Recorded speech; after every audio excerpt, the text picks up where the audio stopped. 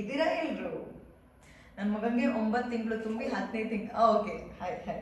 ಈ ವಿಡಿಯೋ ಗಂಡು ಮಕ್ಳು ಎಲ್ಲಾದ್ರೂ ನೋಡ್ತಾ ಇದ್ರೆ ನಿಮಗೆ ಯೂಸ್ ಆಗಲ್ಲ.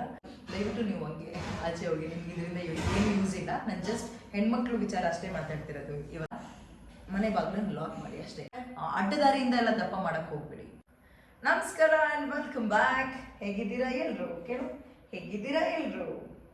ನನ್ನ ಮಗನಿಗೆ 9 ತಿಂಗಳು ತುಂಬಿ 10ನೇ ತಿಂಗಳು. Okay, hi hi. 9 ತಿಂಗಳು ತುಂಬಿ 10ನೇ ತಿಂಗಳಿಗೆ ಈಗ ಕಾಲಿಟ್ಟಿದ್ದಾನೆ. ಓಕೆ ಮಗನೇ, ನೀನು ಡಿಸ್ಟರ್ಬ್ ಮಾಡಿದರೆ ಅಮ್ಮ ಜೊತೆ ಕಳಿಸ್ತೀನಿ. ನಾನು ಒಂದು ಚಾಲೆಂಜ್ ಅಥವಾ ಒಂದು ತುಂಬ ಅಂದ್ಕೊಂಡಿದ್ದೆ.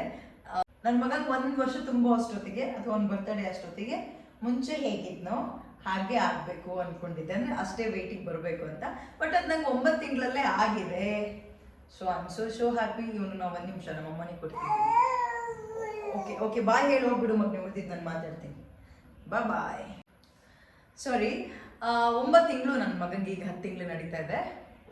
ಒಂದೇನಪ್ಪ ವಿಷಯ ಅಂತ ಹೇಳಿದ್ರೆ, ಏನು ಮಾಡಬಾರ್ದು ನೀವು ನ್ಯೂ ಮಾಮ್ಸ್ ಅಥವಾ ಹೊಸ ಅಮ್ಮಂದ್ರಾಗಿ ಅಂತ ಹೇಳ್ಬಿಡ್ತೀನಿ. ತುಂಬ ಜನ ನನ್ನ ಲಾಸ್ಟ್ ವಿಡಿಯೋಗೆ ಕಾಮೆಂಟ್ ಹಾಕಿದ್ದು, ನಾವು ಯಾವಾಗಿಂದ